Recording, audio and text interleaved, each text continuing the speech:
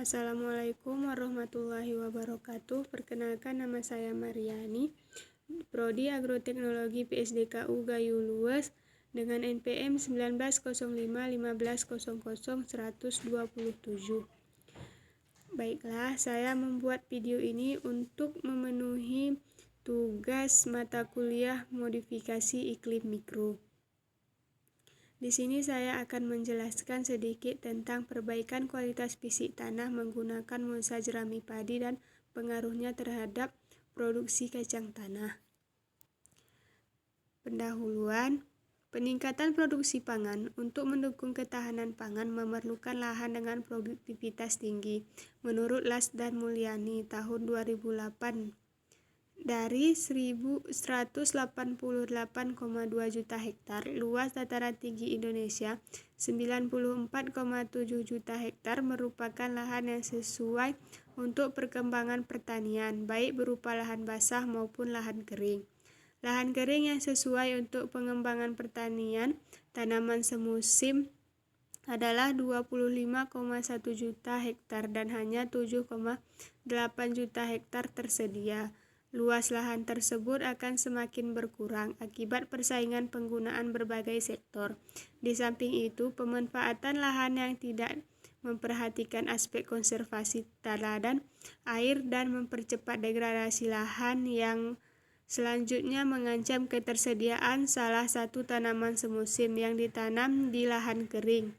Yang menjadi unggulan adalah kacang tanah karena mempunyai kadar minyak dan protein yang cukup tinggi. Kacang tanah memerlukan syarat tumbuh tanah yang subur, gembur, bertekstur ringan, dan drainase baik. Oleh Susilawati 2010.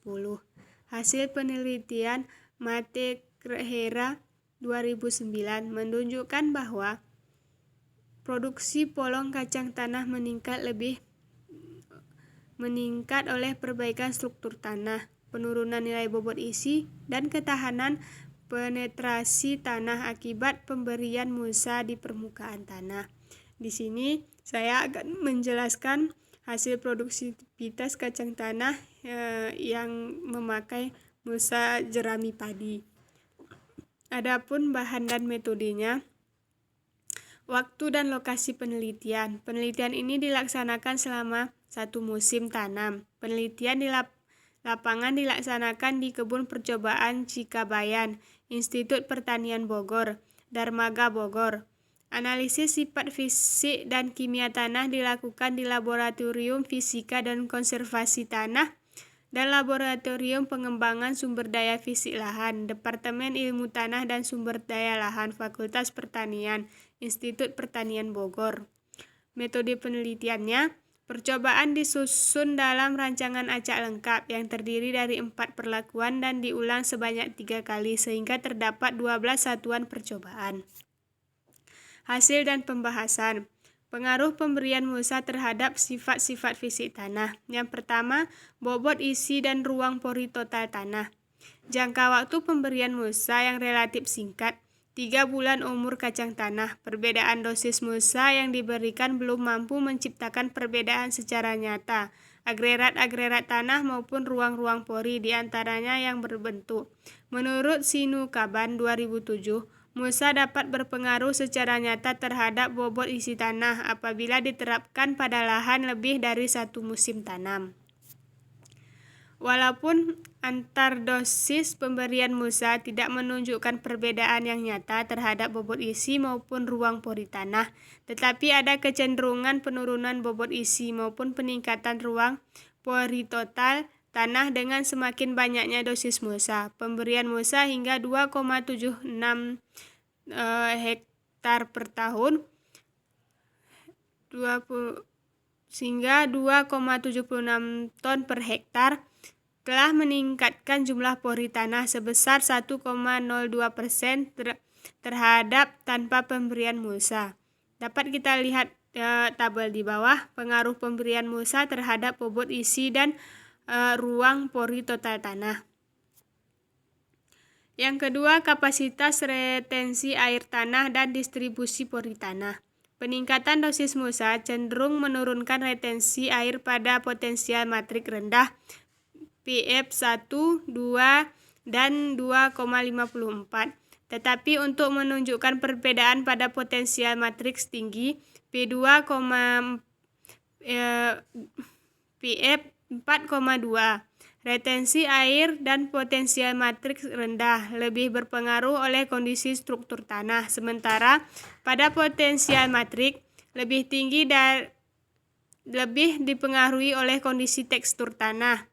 Helias 1998, La dan Sukala 2004. Kondisi tekstur tanah tidak berubah oleh pengaruh pemberian mulsa organik.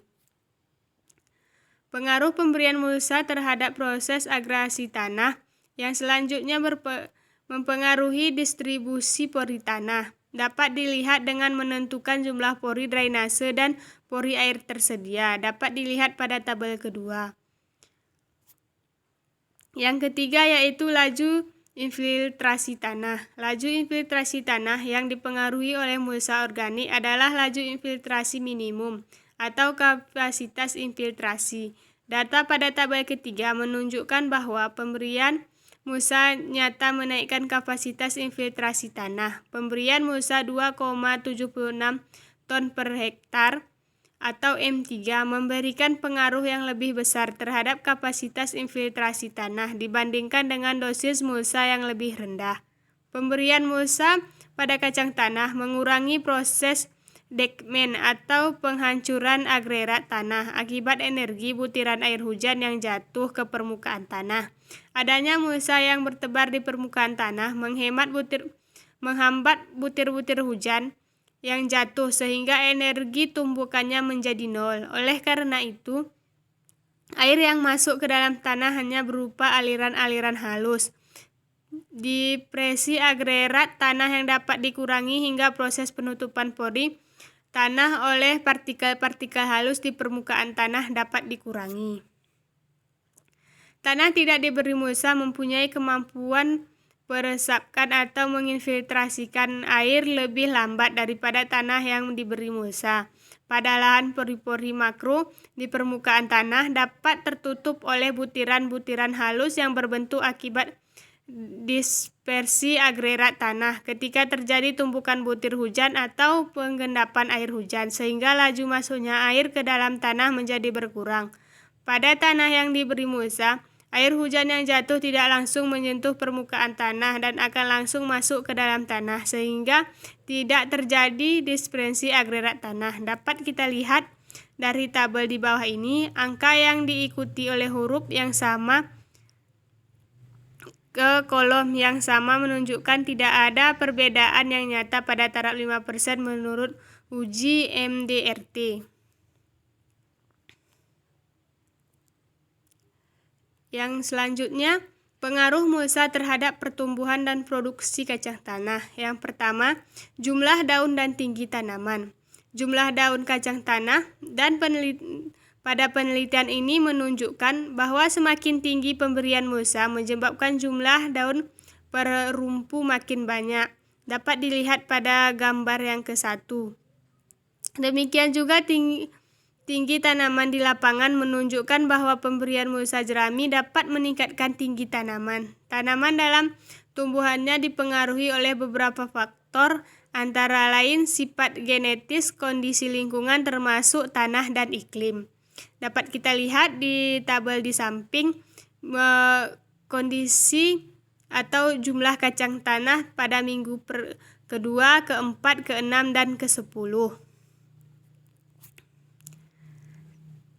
Keadaan lingkungan menguntungkan akan mempermudah penyerapan air. Pada gambar kedua menunjukkan bahwa tanaman yang diberi mulsa lebih tinggi dari tanaman tanpa mulsa. Di sini dapat kita lihat tinggi tanaman pada minggu kedua, minggu keempat, minggu keenam, dan minggu ke-8, minggu ke-10, dan minggu ke-12. Yang kedua, biomasa basah dan biomasa kering.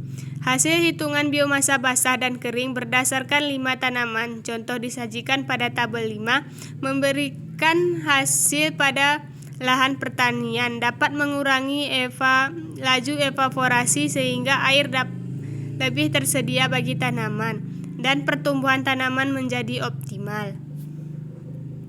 Analisis statistika menunjukkan bahwa antara perlakuan mulsa MO, M1, M2, dan M3 tidak menunjukkan perbedaan yang nyata terhadap bobot biomasa basah dan kering kacang tanah. Walaupun tidak berbeda nyata secara statistik, namun tanaman yang diberi mulsa cenderung mempunyai biomasa basah dan kering yang lebih berat daripada tanaman tanpa mulsa. Dapat kita lihat pada tabel kelima. Hal ini terjadi karena pemberian mulsa dapat mengakibatkan kesuburan tanah, menciptakan lingkungan fisik yang lebih baik lagi dan pertumbuhan akar tanaman, sehingga pertumbuhan tanaman menjadi lebih optimal. Yang ketiga, jumlah dan bobot polong kacang tanah. Hasil perhitungan jumlah dan bobot polong berdasarkan 5 tanaman contoh disajikan pada tabel 6. Pemberian mulsa hingga 2,576 ton per hektar tidak berpengaruh nyata dalam meningkatkan produksi polong baik jumlah maupun bobotnya. Pemberian mulsa hingga 2,1776 ton per hektar cenderung meningkatkan jumlah dan bobot polong. Penambahan mulsa pada tanah mengurangi evaporasi, stabilitas suhu, dan kelembaban tanah terjaga, serta peningkatan ketersediaan unsur hara tanah. Dengan demikian, kondisi pertumbuhan kacang tanah dapat lebih baik dan membentuk polong optimal. Yang keempat yaitu jumlah dan bobot biji kacang tanah. Jumlah dan bobot biji kacang tanah juga diperhitungkan berdasarkan tabel kelima. Tanaman contoh kacang tanah kering oven. Sebagian kacang tanah yang dikonsumsi oleh manusia adalah biji kacang tanah sehingga dapat dijadikan indikator produktivitas. Pengaruh penggunaan mulsa terhadap jumlah dan bobot biji kacang tanah disajikan pada tabel ketujuh.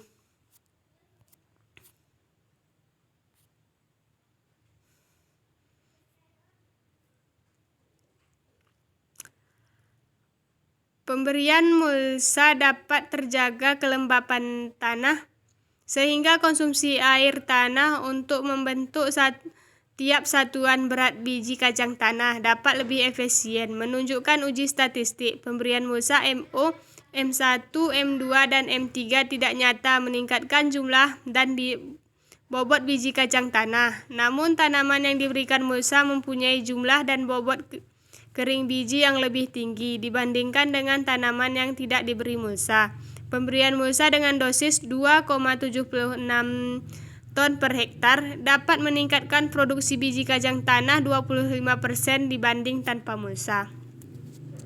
Baiklah, jadi kesimpulan dari yang saya jelaskan itu yaitu pemberian mulsa jerami padi hingga 2,76 ton per hektar tidak hanya memperbaiki sifat fisik tanah seperti bobot isi, ruang pori total, kapasitas retensi air tanah, dan distribusi pori tanah, namun nyata meningkatkan laju infiltrasi minimum atau kapasitas infiltrasi.